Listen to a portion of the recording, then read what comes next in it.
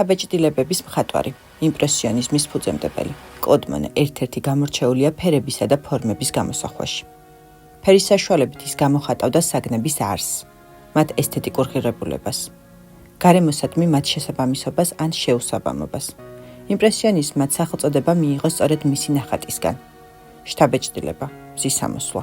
მონე გამოსახავდა ფორმებს, აღბეჭდავდა სამყაროს ფერთა რეალურ ურთიერთმიმართებას. კოდმანეს სურათებში, რომლებშიც ლონდონის ნისლია გამოსახული, დაჭერილი და აღბეჭდილია სინათლის უმცირესი ცვალებადობა.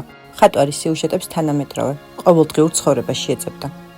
რეალობას საკუთარი პირადი ხედვით აძლევდა ინტერპრეტაციას. უმეტეს შემთხვევაში მონე სუფთა ჰაერზე, ბუნებაში ხატავდა. სინათლე მისთვის ნახატის ძირითადი ელემენტი იყო.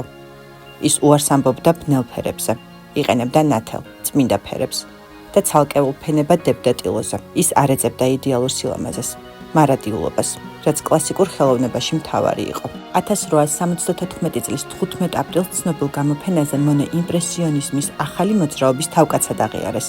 ამ პერიოდში მან შექმნა ისეთი შედევრები, როგორიცაა სენ-ლაზარის სადგური, ამ სადგურის მთელი სერიები და მონტეგრეის ქუჩა, სადაც მკვეთრად ვლინდება მისი ნოვატორული თვისებები. 1872 წელს შექმნა მხატვრობის ისტორიის ყველაზე პოპულარული მიმდინარეობის ეპოქალური ტილო, შთაბეჭდილება, მზისამოსვლა.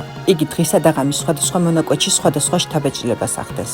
ტილო იჭერს ყველაზე სწრაფ მალალწუთს, როცა მზე გამოდის ნისლიდან. ეს პროცესი ტილოს უფრო მატერიალურს ხდის. ტილოზე არაფერია შემთხვევითი, ყოველი დეტალი სიზუსტით არის გათვლილი. მხატვარი ემოციას გადმოგვცემს უფრო მინიშნებით. საშუალებას აძლევს მნახველს გონებით მიხვდეს ნახატის ჩანაფიქრს.